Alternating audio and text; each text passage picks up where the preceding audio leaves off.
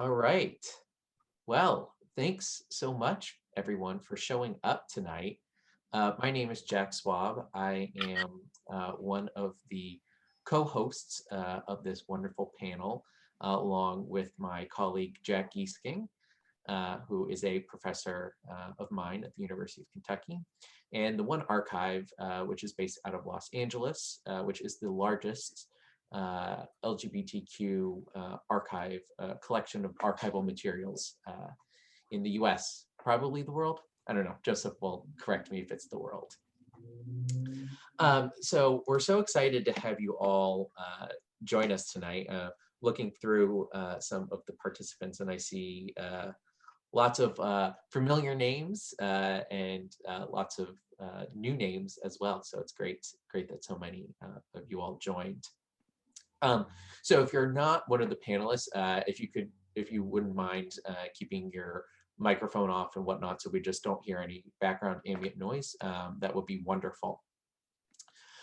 So before we get started on this wonderful panel and with these great panelists that we've assembled, I want to quickly thank the folks at the One Archive, Lexi, Joseph, and Jean, for all of their help, not only coordinating the technical side of this, but also allowing us to help have this space so that we can actually talk about these really important maps. I also like to thank Larry and Michael, the original authors of Queering the Map, which is a pretty famous geography article from 2008. Hopefully I'll be able to drop a link to that in the chat if you'd like to read it at some point.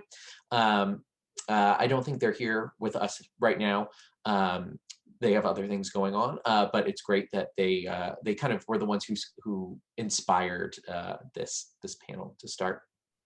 And so we've got some great folks tonight. We unfortunately don't have everybody who has ever made a queer-ish map before. Certainly there are lots of other folks out there, but real quick, I want to go through and introduce who our panelists are. So panelists, when I call your name out, feel free to give a wave so that we know who you are. And then we will get started as soon as I'm done with that. Jack, do you want to say anything before I do panel introductions? No, I think so. I want to thank again the One Archives, and then Joseph, you want to say more about the One Archives since you're hosting us? Oh, yes. Yeah. One Archives is the largest LGBT archive in the world, as far as we know, LGBTQ. We started in 1952. So, and we have our mapping site, and we also have had multiple mapping sites given to us over the years. So I don't know what else you want to know from me. No, that's perfect. We just wanted a nice little intro. So thanks for that. So first up, we have Megan Springate, who uses she, they pronouns. They're a postdoctoral associate in the Department of Anthropology at the University of Maryland. And they're a historical archaeologist who does work in public engagement and education. She's the editor of LGBTQ America, a theme study of lesbian, gay, bisexual, transgender, and queer history that was published with the National Park Service, and also worked on the history pin LGBTQ America map. So our next panelist, I've already mentioned a little bit, is a professor of mine, Jack Gisking, who's at the University of Kentucky. They use they and he pronouns. They're an urban and digital cultural geographer. They have a new book that came out that's very good called A Queer New York, Geographies of Lesbian, Dykes, and Queers that came out with NYU Press. And I'm not just saying that because I'm his student. It actually is a good book. And there is a companion site to that that we will be dropping a link into in a second as well. Our next panelist is Jeff Ferrosco. I'm sure I just butchered your last name, even though I just got pronunciation of it from you. Who he uses he, him pronouns, and he works as a designer, urban planning, mapping, and transportation spaces. He also loves yanking stories out of the city with technology and he's currently working in cryptocurrency, living in Brooklyn, and ready to dance and have fun again, as I think we all are once all of this is done. It would be much better if we could all be in one room together, but you know, this is one of the advantages of Zoom. All right, our next panelist is Dr. Eric Gonzaba. He goes by he, him pronouns. He's an assistant professor of American Studies at Cal State Fullerton. There he teaches courses on race and sexuality in the US and is currently working on a book exploring the history of gay male nightlife since the early 1960s. And also clearly has some very nice swag for his Mapping the Gay Guides shirt. I saw the costume change, it looks very nice. Our next panelist is Lucas La Rochelle. They use they, them pronouns. They're a designer and researcher whose work is concerned with queer and trans digital cultures, community-based archiving and co-creative media. They're the founder of Queering the Map, which we'll talk about, and which is a community-generated counter-mapping project for digitally archiving LGBTQ2IA+ experiences in relationship to the physical environment. And our last, but certainly not least panelist already has spoken a little bit, but it's Joseph Hawkins, who is the director of the One Archives and a professor of gender and sexuality studies at the University of Southern California. So thank you all for joining us tonight. So now that we've done this little introduction, we can move on to actually talking a bit, hearing you all talk about the maps that you have so nicely created. And I believe that Jack Gisking has put in the links, yes, the links to each individual map, so you can check those out if you haven't had the time to look at them. So I'll open it up with the first question. So what was the inspiration behind your projects, and how did you kind of get it up off the ground and actually, you know, start mapping things out? And anyone can jump in. I'll start.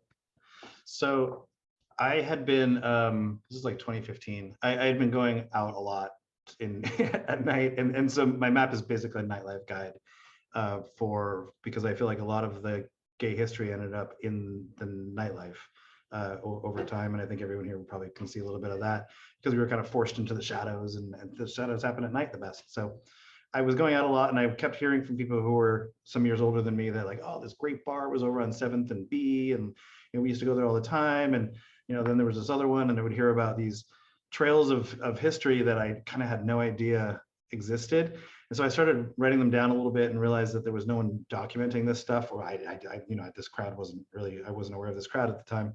So I started writing it all down, and then I worked as a map maker. So I thought, you know what the heck, let's do this.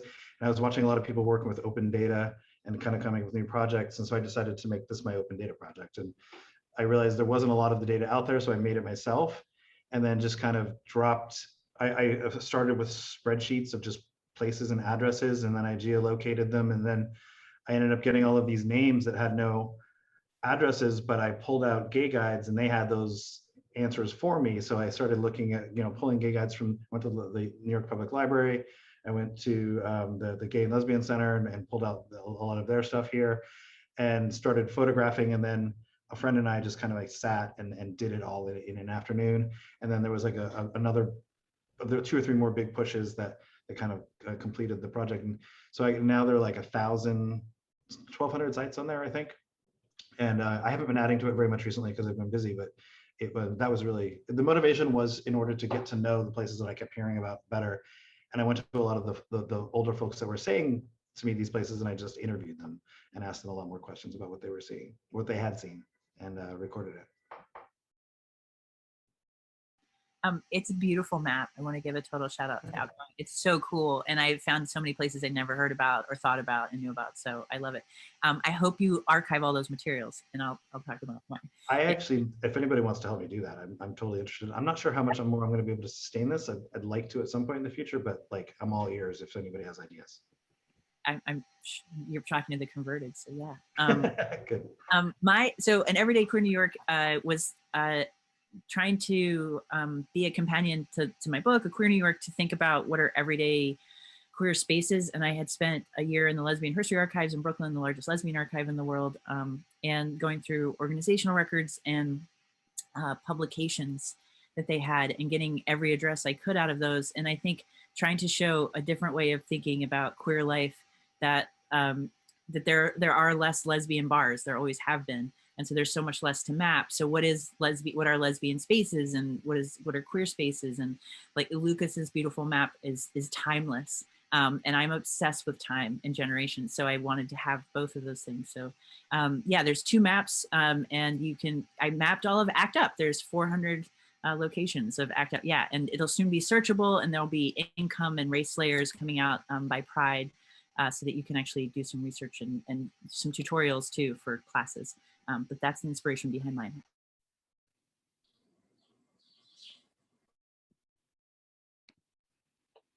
I'll go next. The way Mapping the Gay Guide started was I was in the middle of my dissertation process, and I was writing a dissertation on gay nightlife, and I was doing kind of a traditional historical methods. I was going around and interviewing lots of gay men in my case studies cities, which was DC, Baltimore, and Philadelphia. And similar to what Jeff said, I was hearing a lot of like most people remember things, like they don't remember exact addresses, but like, oh yes, we used to go to the bar all the time on the corner of Spruce or something. And so I would write these places down, but I was losing track of all these locations. So I was like, I have to find a way to like figure out, it has to be a definitive place that I can at least confirm where these sites were. And this is how ignorant I was. I had never heard of any type of gay guides or Spartacus gay guides, whatever. And so like when I found Dameron, I was like, oh, I must be this incredible person who just discovered this thing that no one's ever heard of. And then of course, the Dameron guides are widely written about, they're widely known about. But they were a great resource for me because I was able to locate, especially, even though they're not perfect sources, I was able to locate places that I wasn't aware of previously, specifically places like African-American spaces, spaces that Dameron had listed as Black spaces. And this was great, and I was defending this during my doctoral defense, and a friend of mine, Amanda Reagan, comes up to me at the end of my defense that went pretty okay. I guess I went okay. And she goes, you should really do something with these sources. You use them a lot. And we go to George Mason, which is kind of like a digital history hub. Like, you should really think about doing it. And I was like, I don't know, Mandy. She goes, let's just sit down. Let's think about how we can use this differently than some other historians have done it. And we realized that if we can actually like map a lot of these places in these guides, by looking at a macro level, we might be able to make different historical arguments than if we looked at them kind of on a city-based level. And so we were like, we can't start off like just mapping every single one of these books. So let's just start with California. Well, what happens very quickly is that we got a little bit of funding, and we realized we had more and more questions, and we just took off, and we decided, you know what, we are going to map every single site that Dameron puts in these gay guides from 1965 to 1980 for our test project. And we did. With the help of graduate researchers, we went line by line, and we inputted this into a data set, and we were able to now, on mappingthegayguides.org, look at every single Dameron listing in the continental United States, all 50 states, and see, you're able to not only look at every single listing on a map, kind of a pin on a map, but you're able to break down those listings based on the categorizations that Dameron did, right? So you're able to see specifically spaces that Dameron said are women's spaces, right? Or Black spaces. And you're also able to look at by kinds of spaces. So hotels, or hotel bars, or only bars, or bathhouses. And we think this might encourage people to think about queer culture in their local communities, but also think about historical questions differently, and using an imperfect source space, but at least gives them a start to thinking about it. Now, it only goes to 1980 because that's all we had during our current run, but thanks to some recent new funding, we're able to expand the project now, moving it global and all the way to the 2000 guide, which we're really excited about. That's our next expansion in the next couple of years. So that's Mapping the Gay Guide's origin. Sure, I'll give a little background on the history pin. I read an article by Gail Dubrow in 2012 that she had written back in 2002 about, we have all these queer spaces in San Francisco and none of them are on the register, and why aren't they on the register? And this is why they should be on the register. And I was curious, because at that point, Stonewall was the only LGBTQ site on the National Register. And I emailed another archaeologist, right? Because I'm a historical archaeologist by training, and I emailed her. She works at the Park Service, and I knew she used to work at the National Register office, and I was like, what is your take on this? You know, like, why are there not more places? Is it homophobia? Is it nobody's submitting them? Are they getting circular filed? And she said, actually, in 2010, the woman who is now, Turkaya Low, who's now the chief historian for the National Park Service, had been working on a project and emailed all the state historic preservation offices and said, hey, can you tell us if you have places in your state that might be eligible, gay LGBTQ places in your state that might be eligible for the register. Got some responses, predominantly from the South. And then, of course, she went on to another job. But when I sent my email, that list got dug out of wherever it lived in the bowels of the National Park Service file management system. And I started an internship. I did an internship, and then I did, like, for credit work, and then getting a list of places, just collecting. People got really excited and were scouring gay guides and their, you know, their memories and talking to people and just building this list. And it got to the point where this Excel spreadsheet became meaningless to me, right? It was just like a list of like 300 or 500 places, and it became meaningless in terms of trying to understand what I was looking at. And so I just started dropping pins on a map in Google Earth, actually. And that sort of kicked off all of the sort of cascade of events that led to the LGBTQ theme study. Part of the process was getting input from people, of course. And for a bunch of reasons, Google Maps was not the right place for that.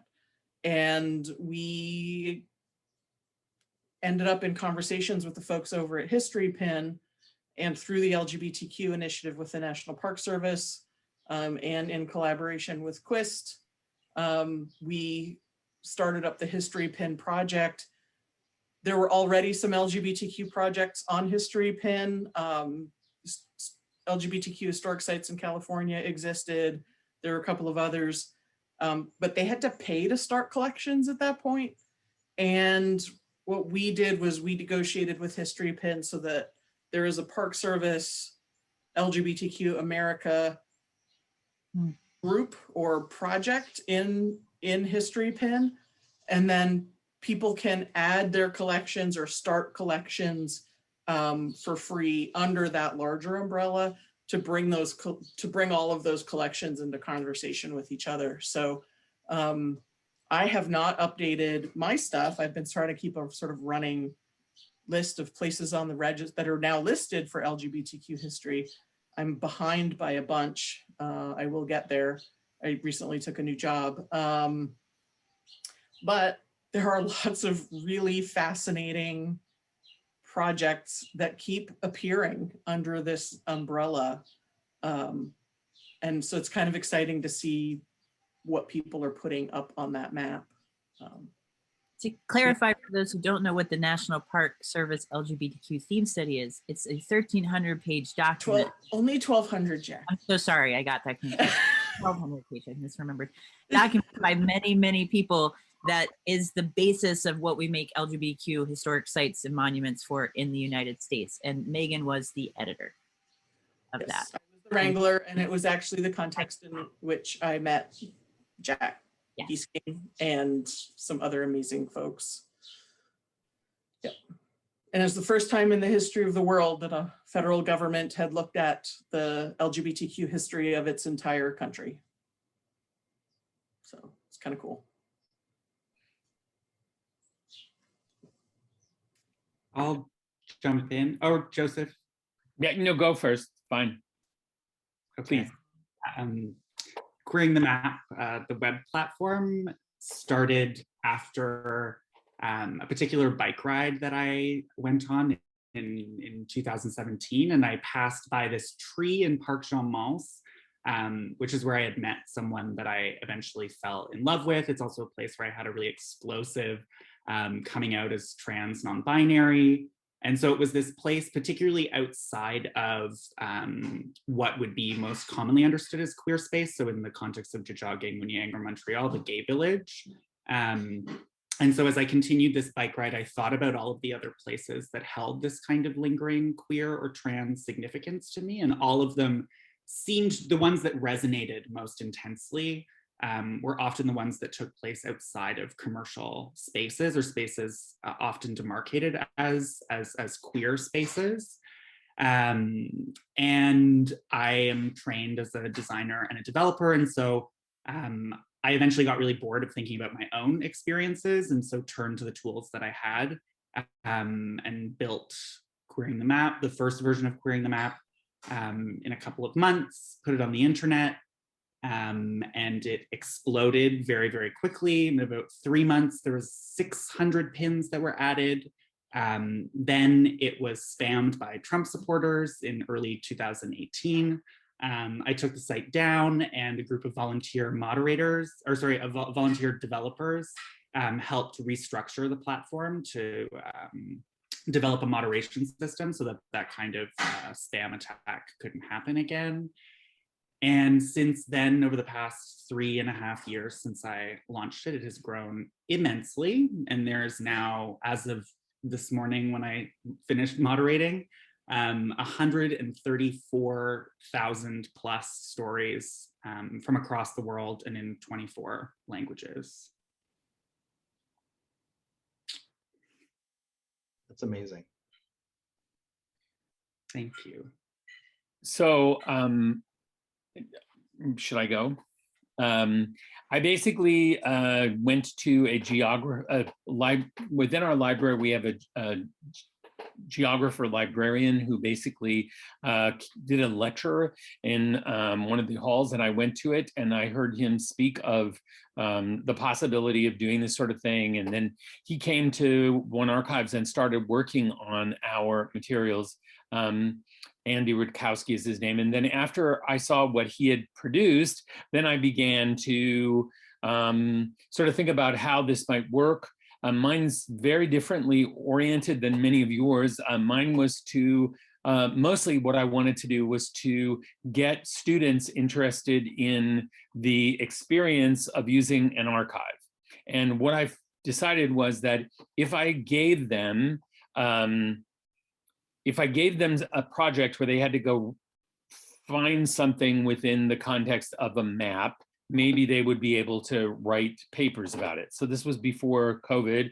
And so as a result of that, my students started writing papers. And so this semester alone, it's been really interesting. There was a club in Los Angeles in the 1930s called Jane Jones that one of my students did work on. I couldn't believe that he actually found a bunch of material on Jane Jones Club. And then another one was from a club called La Paloma, which was in Miami, and it was basically raided by the Ku Klux Klan. And so later they had a drag show in which everyone dressed as Ku Klux Klan members to sort of respond to that. And this was in the 1950s. So at any rate, it's each semester I get weirder and wilder configurations of my students writing entries to these.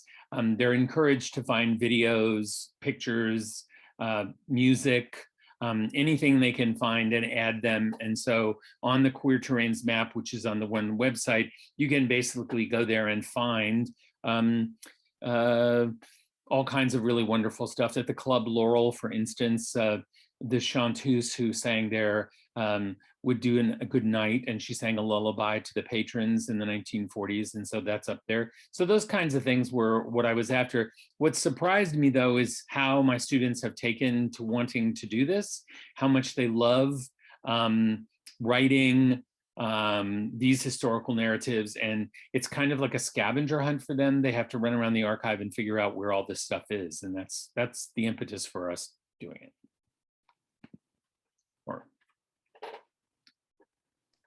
I would love to go on a scavenger hunt in the archives. So, you know, maybe I have to get myself out to LA so you can send me on one. Yeah.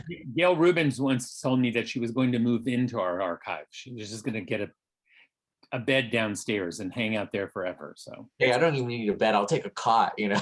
There's that university in London that has Jeremy Bentham, but if you had Gail Rubin, that would be much better for queer history. We should all keep Roll them out. Well, that's actually a great transition. What you were talking about having your students kind of like run around the archive to like find information to add onto your map. So one of the other questions that we were wondering is what sort of challenges everyone faced in getting the information onto your map. And obviously, you know, this is different for each of your maps. So some of it may not, like in the case of Lucas, may not necessarily be getting people to put information on, but getting people to put relevant information on that's not, you know, hate speech and whatnot.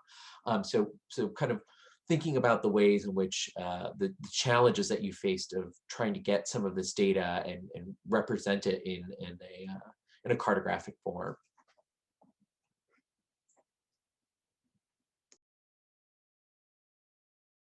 Well, I'll start. So one of the challenges that we at Mapping the Gay Guides, our team didn't have was finding data. And because we made a methodological choice very early in our project that despite there being, you know, I shouldn't say countless, there's definitely a finite number of gay guides that are being produced, but there's so many different types of gay guides that are coming out in the 50s, 60s, 70s, 80s, right? You had the Damron, you had the places of interest, you had the gay yellow pages, I think they're called, right? And we knew that like, if we really tried to make it expansive, like gay guides map, we were gonna lose methodological control over that. So we decided to use the most prolific of the gay guides, the one that was the most long lasting, the one that started relatively early, 65, not the oldest, but one of the oldest, and that has gone up until very recently. I think that there's a guide for 2000 that just got published, or 2019, probably the last edition because of the internet. So we didn't have an issue finding them. We did have to make a decision. I mean, that limits our ability to ask certain questions, right? The Damron guides are geared towards certain groups of people, because mostly they're written initially by a white gay man, so that, you know, that limits the kind of things we're going to try to find from these guides. But the Damron guides are a good choice to use as a source base because they're widely the ones that a lot of these knockoff gay guides kind of copied. I mean, sometimes they literally Xerox them and, you know, use them. And Damron tried to sue a couple of them, I believe. But the main thing we had to make a decision about is other methodological choices. So for instance, what happened was we learned very quickly that Damron had a lot of mistakes, like every publisher has, right? For instance, we had plenty of addresses that we know were incorrect, right? And so we had to figure out, like, how do we should our map be something that the kind of the map that Damron showed to the world, right? Via the list of addresses that he provided, even if they're incorrect or no, you know, or should we correct the addresses in some way? But then we were worried about, you know, people who use our website as kind of an index to what was really in the guides, that might be a setback for them. So what we decided, for instance, in this one methodological challenge, what we decided is that we're going to keep the front face of the guide the same. So we're going to say that, you know, this bar X is going to be on this address, even though we know it's incorrect, but we're going to map it in the proper address and make note of it on the notes section that this was an incorrect address when Damron wrote into it, right? So those are the kind of decisions that we had. We didn't have, we didn't have to go out and find data sets because, you know, Damron guides are right in front of us, but there were other different kinds of methodological challenges that came into being. And so for me, and for anyone, just my larger advice for people out there who are thinking about digital projects is you should think about, you know, long and hard about how to plan and the challenges that you're going to foresee in the future, but you should not, eventually you have to get your hands dirty, and you're going to find later on, once you're in the middle of a project, that there are things you're going to have to correct that you do not see coming, right? And the best way to do it is just to get started, right? I definitely do a lot of planning, but your project will be better once it's off and running. You don't have to spend years and years or months and months thinking about the planning stage, because that's not what we're here for, right? We want the actual meat and potatoes of the thing. So. Yeah, I'll echo that. Yeah, totally, Eric. Like mine has been incremental. Like I first put up the publications map, so all the places listed in public, like 25 years of publications from the Lesbian History Archives. And that, you know, that's a weird group of things. Like it goes from like where you could get your you're cartooned in 1983, as a lesbian folk artist, to 2008, you can shop at Best Buy because they realize we U-Haul and we need to buy more shit because we're constantly moving. So it really spans the gap. And of course, everything's at the LGBT center. So like one of my constraints is I have hundreds of things happening at the LGBT center in both maps, and there's just no way to show you. So I have to make like a massive just list. So you miss that kind of feeling of that. I think like a topographic map will be great someday where you have like shooting up into air from there, which I've made before. Also, I think for me, I just limited it to the data available at the Lesbian History Archives, but the dream is to like go to one and take everything from there and then layer it in and go archive to archive, go to the NYC LGBT Center too. And it's a really long project, I think, and it's also incremental. Like my JavaScript skills aren't great, so big shout out to my colleague and friend Rich Donahue, who has done all of this beautiful leaflet mapping. He runs our masters in online mapping. He's just a genius. And all of the undergrads who have gotten credit and research funds from me for typing lists and looking at lists and thinking through things with me and talking to me about it. I have all their names on the website.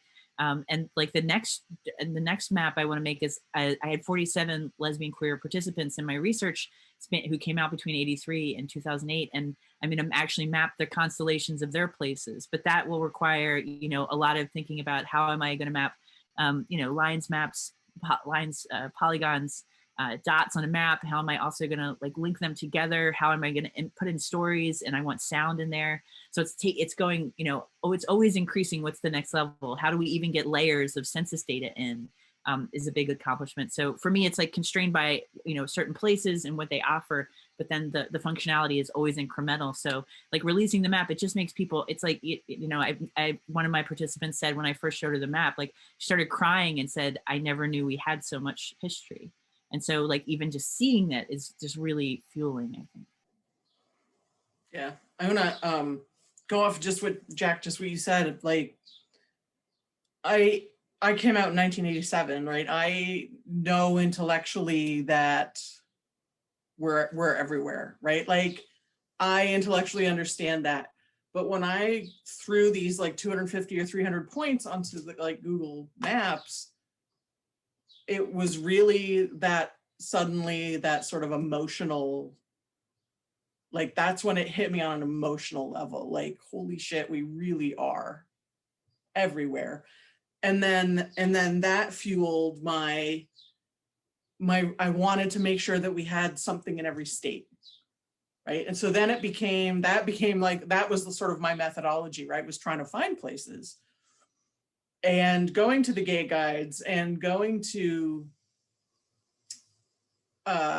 wherever, right? Wherever I could find addresses and dates to include on the map, to try to fill in, right?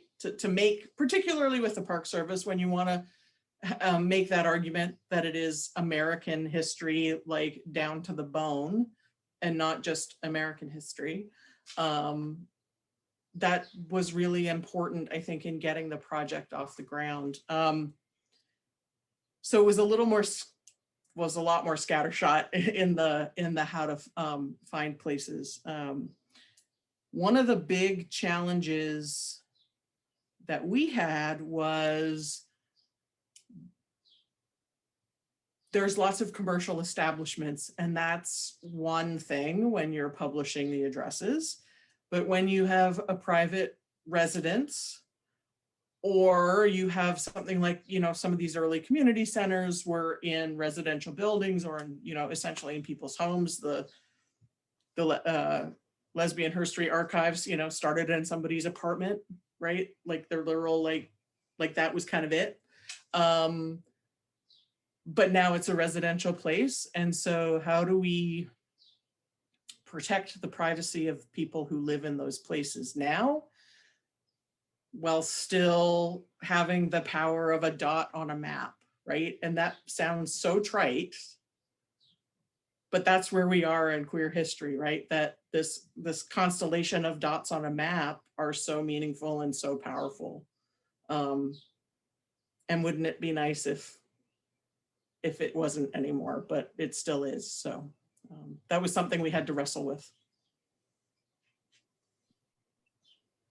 For me, one of the most interesting parts that I found in this was the idea that Ahmadinejad got up in front of the United Nations and actually said that there were no homosexuals in Iran. And I remember wanting to then queer the entire map of the world. So not 6 weeks later, I talked to somebody who said that in Afghanistan, there's actually an archway where gay men have been cruising for almost 500 years. So it started to occur to me that in fact, the whole world could be queered. And what my students have proven to me is that in fact, that's actually doable, that there's no inch of the surface of the earth that we haven't at one point or another been a part of. And so that was a big impetus for me to let students see that as well as they started to travel around the globe. Eric, I loved what you said about just getting started with a project, because I think that ethos is very much the place from which Queering the Map emerged. The data set for Queering the Map didn't exist before the platform exists. There was nothing to map until people themselves mapped it. And similarly to you, it now is really not an issue with finding more data, as much as it is about managing the scale at which data is added to the map and the limited human resources that myself and my friends who help me moderate have to read all of these stories before they go live. And so that's one aspect or one challenge, as well as building out a backend and data framework that can handle the amount of data that is on the map. And particularly, Megan, that idea of the dot on the map and the immensity of, I think one of the things that like I'm going onto Queering the Map, because of the volume of the stories, produces that kind of affect, that kind of like the reification of the idea that we are everywhere, that there's not, but that is not the optimal way of building a digital mapping platform. The optimal way of doing it is to cluster those points. And I have, from the beginning of project, been so adamant about never clustering the points. For one reason, it will draw the rural stories into urban locations, which I think one of the successes, even though the skew is much more urban than rural on Queering the Map, those stories in rural places are of such immense value, the way that they stick out on the landscape differently than those in urban locations. And so clustering would destroy that phenomenon. As well as the way in which the platform of the map or the image of the map is destroyed through data overload. It becomes an image, it becomes an irrelevant sort of object onto which these stories are placed by virtue of, when there's so many stories on the map and your internet connection isn't amazing, the map doesn't load properly. And that rocks. So it's trying to figure out a way of managing the growth of the platform with the kind of aesthetic possibilities that certain failures to do web design properly afford. Working off that, I had the clustering was my problem too.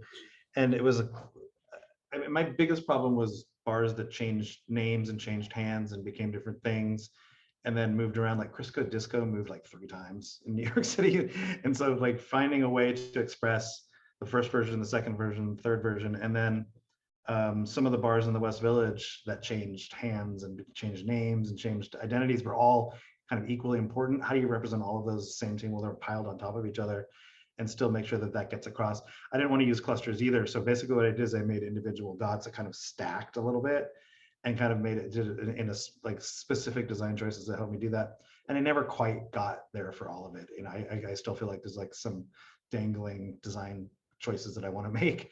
But and the other part of it was finding these bars that people talked about that no one had any record of at all. Like there's some bar in the East Village, something like the Jungle. I don't think it's actually the Jungle. It's something like the Jungle that everyone talks about. Andy Warhol spent one night there doing like a show, and everybody's like, there's all these little stories about it. I could never find anything about it.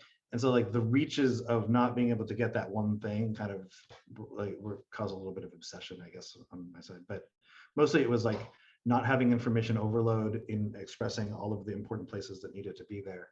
And actually I don't know who said about the private homes.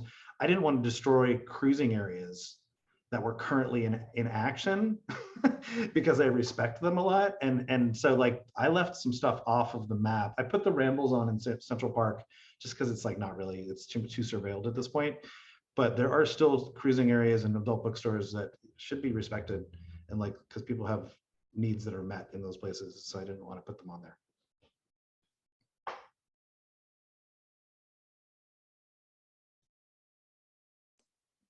Once again, this has provided a great transition for the next next question, which is literally, what would you like to map, but you don't want to or can't map yet? And so clearly we know some of this stuff that's, you know, going to hurt people or hurt the community as it stands now. But have any of you all faced other challenges like this? Maybe I'll just pick up. There was one more thing that I wanted to map, and I kind of these places that move around, they were never in one place. Like the Loft Party is in New York City. Like it had a spot, but then it kept moving around a lot. And so I kind of piled all those up, and I made this really clear to people, like when I was talking about it, like on Governor's Island, which has no people on it. So like anything I couldn't find a place for, I just like put into this one spot and kind of left them there so that if they ever came, I would just sort them out. But it's basically individual businesses that I could never quite get the address for.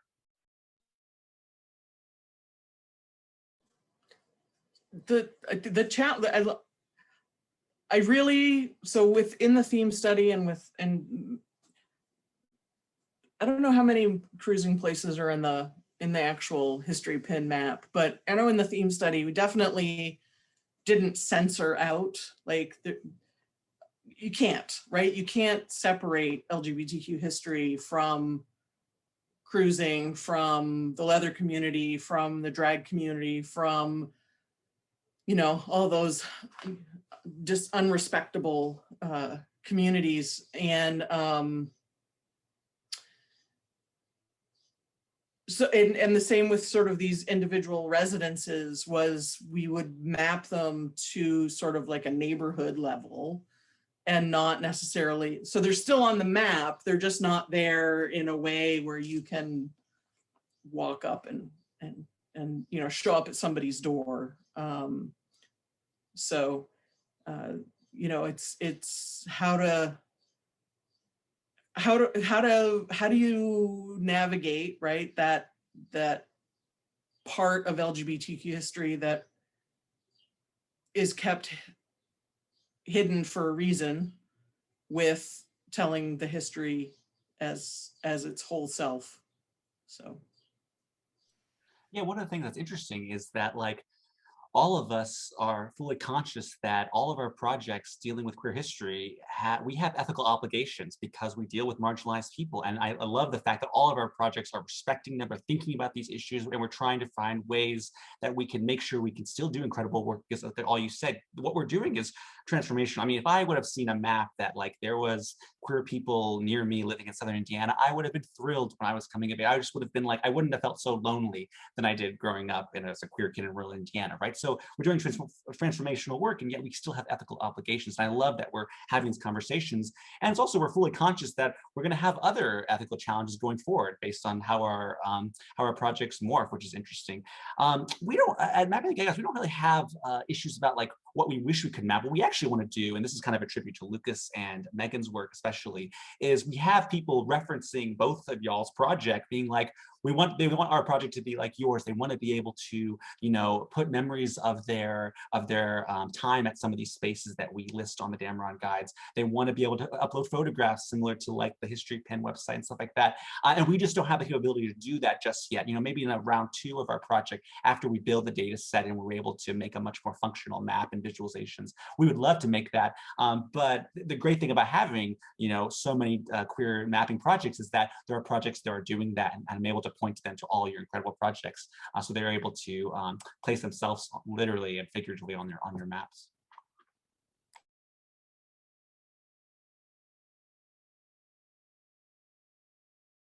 Oh, do you want to go, Joseph? No, go. You know, obviously I didn't like sex. There's so few lesbian sex parties in comparison to gay men. That's just obvious too, and or at least that are publicized. I think they're a little bit more homegrown. And so I think, you know, the data that I wish I could map, like I fantasize about lesbians and queers and bisexuals and trans people just giving me how much they paid for rent and what address and what the situation was like. I love you all nodding. Let's like really see what happened with gentrification. Like I got all the rest of the data. I just need, so that's what I also fantasize about, like mafia records of bars. Like I want, yeah, oh good. Oh my God, I love this. That we'll just hang out and we'll look at them together one day, for wherever handed them. I want to point out that there are only 2 more sites that are actually interactive queer public history maps that Jack and I found, which were the NYC LGBT Historic Sites Project, which is beautiful and amazing. I'll put these links into, and obviously Gwen Shockey's Addresses Project, which is going to be, I heard, a coffee table book really soon, which is so cool, where I think she has interviewed all these lesbians about spaces, and they're taking all these really beautiful professional photographs of them in this really beautiful map. And I think like we're very, as Lucas said, we get pulled back into the urban. And obviously the Damron guides and most of, like half the maps are out of New York City. So, you know, we're reproducing what is queer as New York and other places and as urban. And so I think about like how we can like change that in the future is something that's, I think, really exciting to me. So yeah, that's what I want to know. I just wanted to add to what Eric had said, that one of the things that I've always dreamed of doing is that in the One magazines, there are thousands and thousands and thousands of letters that were sent in from 1953 until 1967 of people who are isolated in various parts of the United States. And they were talking about it, being alone, and their envelopes contained their addresses. And I always thought that it would be really fantastic to just put those people on the map. I don't have the time and bandwidth to do it myself, but it's one of those things that I wish that I could make sure does get done at some point. And I want to add to this the labor of masking addresses, like moving like addresses around, which is like I realized after typing all the organizational records, like I had the personal home address of every famous New York lesbian you've ever heard of. And I was like, oh, this is creepy. Because of course they took the mail in. Of course they did that work. God bless them. Oh, there's a Central PA queer map. Yes, we've got another one. And I'm about to add the last. Something that I would love to map, but I don't know if it's cannot. And to a certain extent, it happens on Queering the Map, but it's these kinds of stories that I'm so obsessed with that have thought about making an entirely new platform for these kinds of stories. But the stories of like mapping desired situations that failed to unfold the way that we thought they might, mapping fantasies about particular locations, mapping the failures for those fantasies to come to fruition. Feels like is something that I've been thinking about a lot in a writing project that I'm working on, and thinking about how sort of if Queering the Map as a platform, and I think it could, based on the strangeness of so many of the stories and the ahistoricity of so much of what's on the platform, that it could accommodate this. But there's something so exciting about the expectations that we have of a particular location, and thinking about almost like a fanfic sort of version of the queer world, yeah, is something that I've been thinking about a lot. There's one part of the bars that I could never get to, and I'm sure you all tried, specifically in New York City, is the ones that you just have no idea ever existed and opened and closed really fast, because the raids in the 40s and 50s and 30s were so fast and frequent that I'm sure there were like tons of lesbian and gay bars and all kinds of bars that we just never even heard of. And there's no record of them because they just opened and shut so fast, or like because things were moving really fast. So that was one area that I always kind of wanted to time travel essentially and figure out how to get to them. So that too. Jim Kepner in his diaries actually says that lots of clubs in the 1930s and 40s weren't intrinsically gay, that they were Irish or ethnic community bars or restaurants that had fallen on hard times, and gay people would just go to them, and then they would like take over for a little while. And then when the police or when the owner was like sick and tired of them hanging out there, they would be kicked out, and then somebody would be adventurous and go to another place and open it. So Li Po's, which is a Chinese bar in San Francisco, was in the 1930s apparently a piano bar with a lesbian who played the piano. And so it's really interesting to me that these things cycle through in these kinds of ways. And I don't know how you express that in a map context either.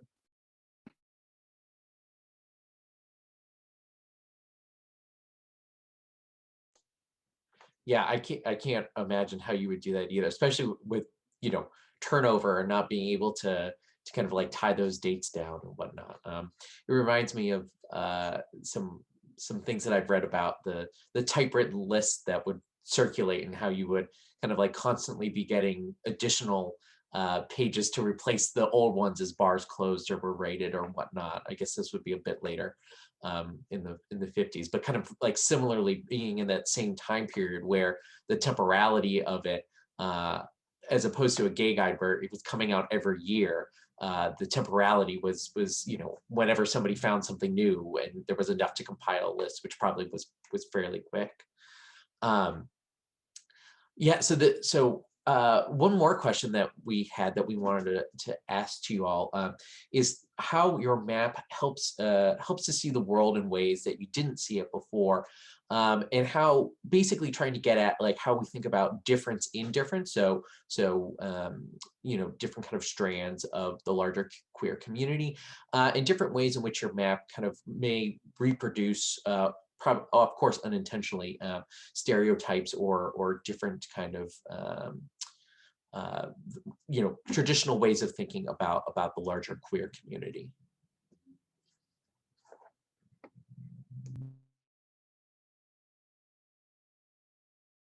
I'm going to say mine isn't diverse enough at all. And it was, I kind of followed my nose to find places and stuff. And I haven't gone deep enough in specific areas. And just because I didn't have I did as much as I could, but I haven't been able to get everywhere and balance it out. I spent a good amount of time at the Lesbian History Archives about 1.5 years ago before it got into National Geographic, and like dug in and added a ton more stuff. And I worked with some lesbians I know that in the city here that had access to some records, and we got as much as we could. I know that, you know, New York is, I haven't covered race as much as I could have in this map, and I'd like to at some point. And I think the outer boroughs are a place that I've always had a little bit of critique on. So, you know, if I was given a chance to do this a little bit more, and I still have the map, so I could still do this, I think I would dig into a lot more places that I haven't already, and make it more balanced.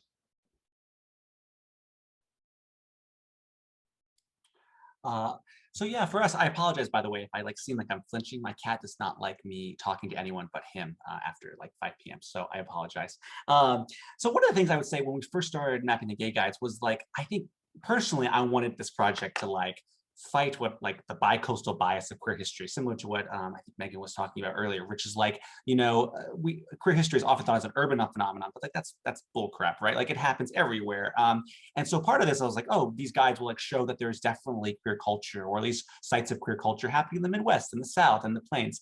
And certainly the Dameron guides do that. We learned that from that. I mean, just by looking, you don't even have to map it. You can just look that there's plenty of sites. But even that, like most of the sites in Indiana, for instance, take place in larger cities, right? In Indianapolis and Fort Wayne and whatnot. So in some ways, you know, we were unsuccessful, but we also went into the project being like, let's not have like any hypothesis. Let's just see what happens when we start doing this data. And what I think is a kind of a fun way to do it. I mean, that's what we should do as historians, right? Is not have too many assumptions of our data.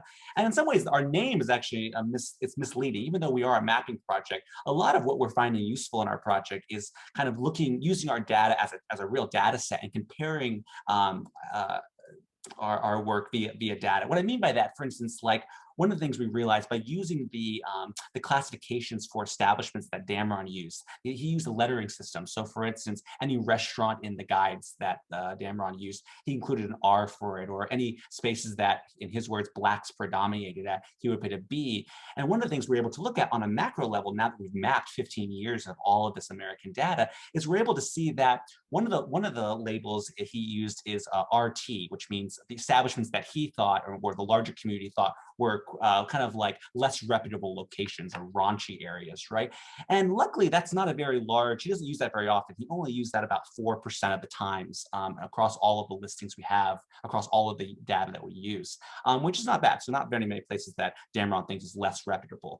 But what's interesting, if you look at just data that he says are sites that African Americans predominate, almost half of all African American sites are listed by the Damron company as places of RT, as raunchy, less than reputable, right? So for us, we're like, wow, that's something like, whether we don't know what to make of that just yet, right? But it suggests here a tendency to equate race, especially Blackness, with vice and of ill repute spaces, right? So is this an example of racial formation of white gay men, suggesting that Black bars or Black restaurants, Black gay bars and Black gay restaurants are places where the larger gay community should not go to, right? Is it making a racialized or racist category, which is something that we thought was interesting.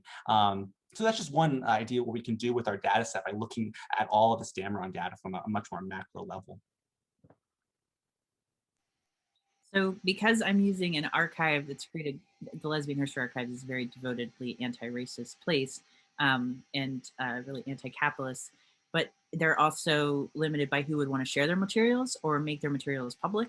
Most of the materials, just a huge shout out to Maxine Wolf, co-founder of Lesbian Avengers, major member of ACT UP, who collected most of the LGBTQ organizational records at LHA. And, she was connected to many organizations, but there's massive holes. And Shanta Smith-Cruz has recently done great work on, figuring out about Salsa Soul Sisters and African Ancestral Lesbians United Social Change. If you want to Google that, I can actually put a link to her work too. But because, most archives, like, who has the ability to record themselves and who is white middle class people, and often more so men than women, and especially trans people. And so, we wind up using these archives and these materials, we're all nodding, and reproducing them on the map. So I spend a lot of extra time, like, checking facts and looking at websites and trying, like, the Fierce had this amazing, Fierce is really well-known group in New York City in the mid-2000s, anti-gentrification, a queer BIPOC youth group, had this amazing website that has since been deleted. And I keep asking people, because it was this deep history of the Christopher Street Piers, and it's nowhere to be found, right? And so that, what are those stories and what gets lost in those kinds of records? And also that you see LGBTQ organizational records and publications just going online. And if it's not recorded by archive.org, then we don't have it. And so we're also reproducing that too. Nikki Lane is a really brilliant American Studies scholar who wrote a dissertation about Black queer women's spaces in DC. And she really followed one website and just went to where that website said, and what other Black queer women mentioned to go to. And it was just by word of mouth. And that's a totally different geography, and that, mapping that could put some of those spaces and some of those people very, very much at risk and out them. So, how do you do that? And at what point can I put things on a map to include that and to critique? Yeah. Anyway, I know we're thinking about this. Sure. Yeah, I think that Queering the Map both reifies and challenges the idea that queerness is Western, urban, and Anglo-centric. So at once, there are many stories on Queering the Map in non-Western places that are written in languages other than English or dominant colonial languages, and also in rural places. And that's what makes it so exciting. And also, the reality is that the data set skews very much towards the Western, the Anglo, and the urban. And so moving forward, developing an outreach strategy for Queering the Map, at which point there exists none, because the strategy is keep up with moderating all of the points that come in every day, not steer the data set to address the biases that are being built into it as it grows. But it's something that I continue to think about how how to address, I mean, one of the things is translating the description and the instructions on the site, as well as thinking about the loading strategy. So currently, Korean Map always loads in Jajage, Munyang, or Montreal, so that it doesn't collect in the database any location-based user data. So the IP addresses of the users are not collected in the Korean Map database. And to load location data, you would need to do that. And so I'm working on now a strategy where it can randomly load. So there's a further decentering of Montreal as the starting point. So it's trying to find different digital strategies to maintain the anonymity on the level of data of the website, while also addressing its biases.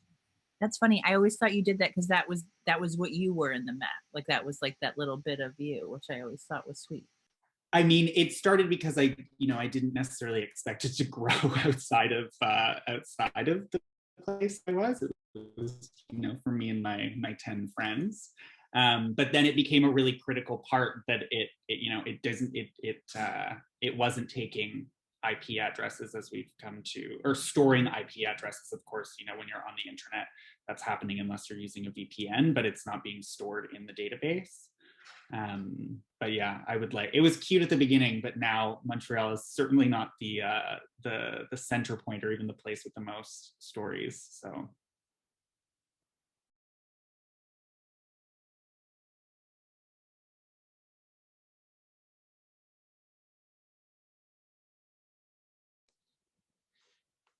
Yeah, so before we're at an hour, and I want to be conscious of people's time.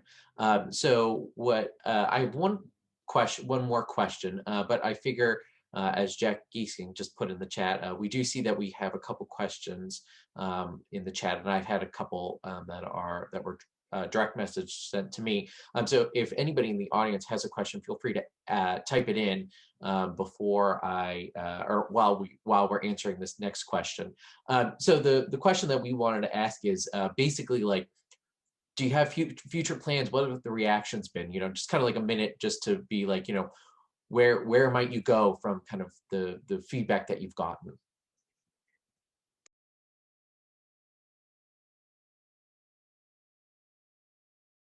So my life's taken a bit of a turn. So I'm not with the National Park Service anymore. A turn in a good way, but it's also a turn in my time is not devoted to this in the same ways that it has been in the past. But I will say that looking at queer history through the lens of places, right, which was the whole point of the theme study and the maps and everything else, is I have started collecting small things, because I live in an apartment, that are from these places. And so finding the it's like it's an enjoyable search, right? Joseph, you were saying you send the students into the archives on this like hunt, and when you find the thing, it's very exciting. And so searching for and finding things, and it just has to be small enough that I can store it. But and trying to make sure that the thing comes from the same time period as when the place was associated with LGBTQ history. And that's been really fascinating. That's led me down some very interesting routes. And that's sort of a non-public route that I'm going, but that's sort of where I am right now. I too got busy, so I had to kind of slow down a lot.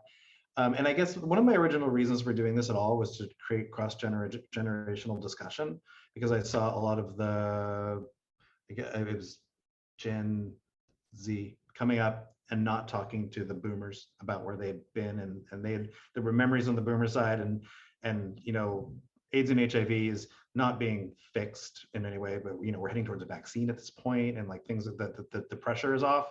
Now we're all starting to have fun, and I wanted people to start talking about what had been, so the lessons could be transferred essentially. And I'm trying to decide at this point, and I'm talking to Jack a little bit on the side about this. It's just like, what do I do next? Because there's an end game here. You're collecting all this history, you're doing all this map, you get all these points on the map, and eventually you have 1,200 points on the map.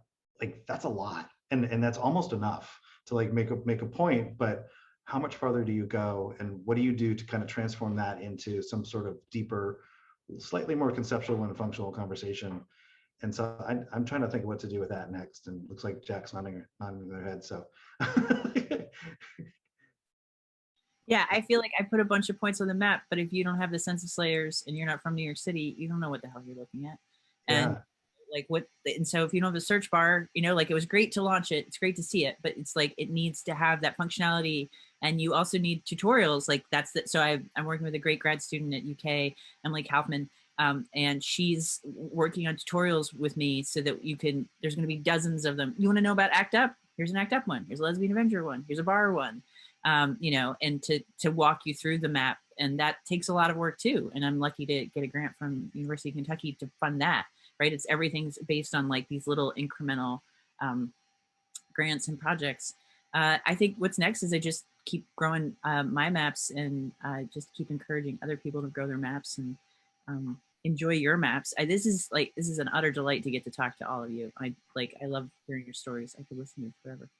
I think that's but I think it's a good point that to get other people to make these maps is kind of one of the goals, and that like, to see everybody in this room here is pretty amazing. And so like, watching all the ones that might spring from this conversation is great. And sorry, Eric, didn't mean to interrupt you. No, didn't. I was going to say something similar. I was like, one of the things I'm going to do for the future is like harass all of you, because I want to know about all your methods more. Like, one of the things that Lucas and Jeff taught me was that there is like discussions about clustering, which I didn't even think about. We cluster maps and mapping the gay guides, but like, such interesting ideas of why not to cluster, which is fascinating. And I can't wait to talk to both of you more about that.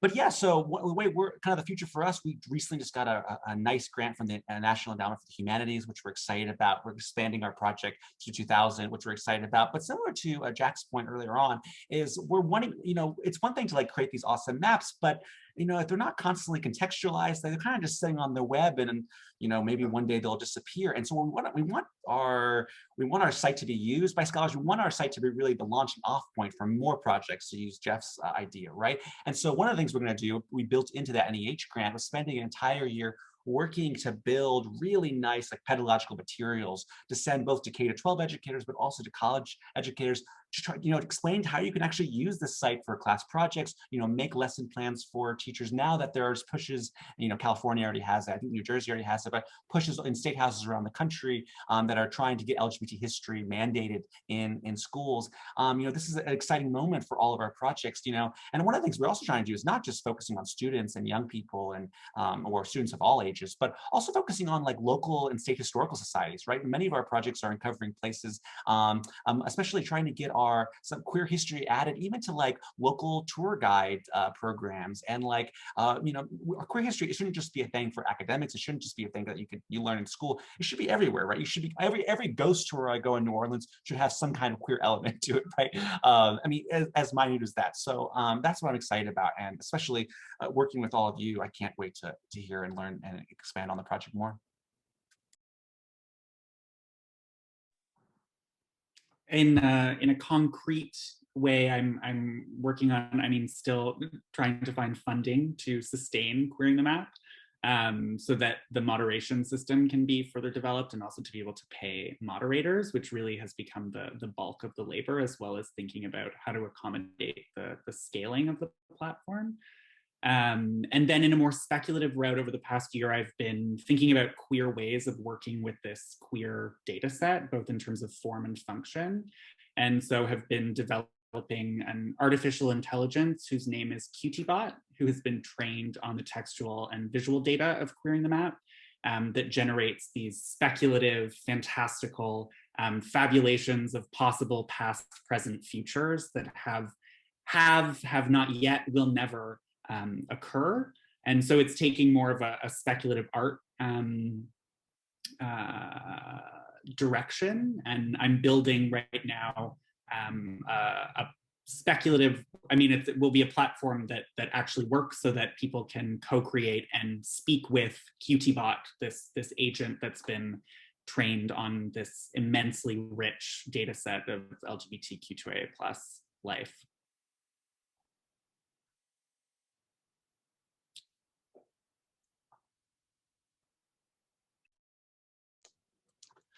Well, AI is quite a it's quite a way to kind of end the talk or this panel, especially talking about the future. So before we let everybody go, I think we should do a question or two, assuming everyone has the time. So Justin had a question that goes, part of queer history involves anonymity and secrecy that is obviously a huge consideration in these mapping exercises. With locational sensitivity of these sites in mind, what do you think the best practices would be for recording and showing these sites on a public-facing map? And they are asking the question with an archaeological bias.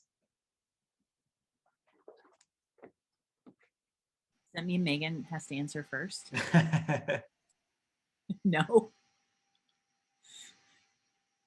I don't know. I think thinking about, and I'm not coming from an archaeology bias, I'm coming from a design perspective.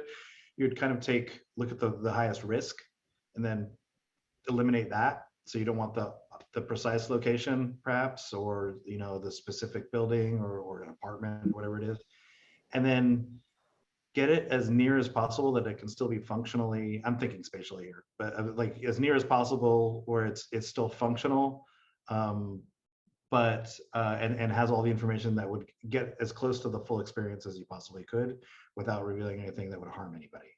I'm going to start there. Like, I don't know, somebody else can pick it up, maybe.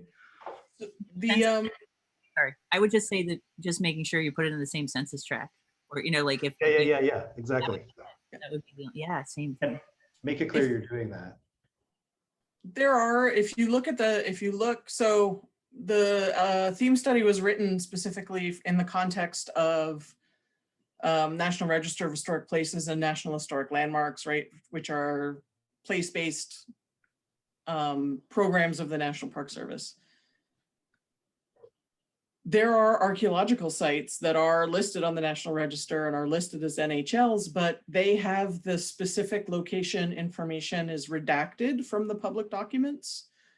So you can get information about the place, but unless you are a legitimate researcher and can convince the folks who hold the keys of that, if you're a researcher and you have a legitimate reason to need to know specifically where it is, you can get that information, but available to the public, the specific is redacted. So you get like a such and such county and such state, or near wherever.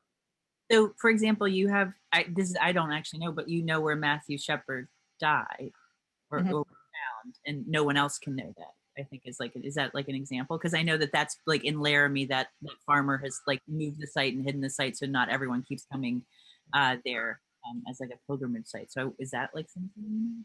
Right. So if that place was to be listed on the National Register, then, and it is not at this point, then the submission to the register, and I'm not speaking for the Park Service, I never worked for the register, but my understanding is that the actual like nomination that is considered would include that specific information and also the information that it's been moved. And then the public, the version that goes out to the public would have that original location would be redacted,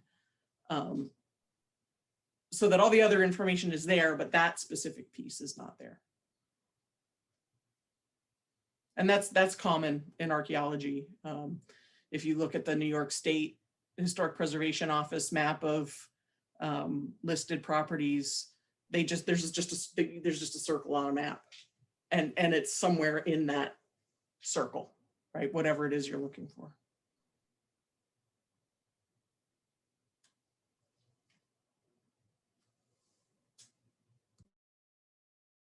Joseph, is there anything you want to add? Because you have such a beautiful map. Actually, no. I mean, I know that, you know, like people have spoken here about people of color, and Alan Bell, who wrote BLK magazine or was the editor of that whole group, he published a guide that was out for a while, and one of the things that was really ethically concerning at that point for him was putting that out there, and he eventually stopped writing his booklet in order to stop that. So I've had I don't know, as far as, you know, like mapping and everything, I think I've come to I'm writing a book and I'm doing a bunch of other stuff, so I spend a lot less time working on the map, sadly, and I'm going to end up giving that over to other people to carry on after me. When I do work on it, I mostly work on it through students. I have them do the work. So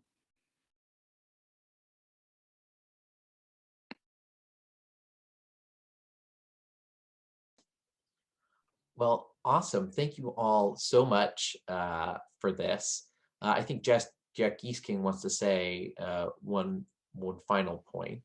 We meant to do a land acknowledgement at the beginning of this, and we just want to gratefully thank, you know, we're across Turtle Island, and to thank all the tribes and nations and peoples whose land we are on, and who we have mapped, and who we have yet to touch and map, and we're grateful for that. So thank you.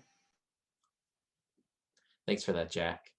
All right, well, thank you all so much for coming out tonight, not only the panelists, but also the audience.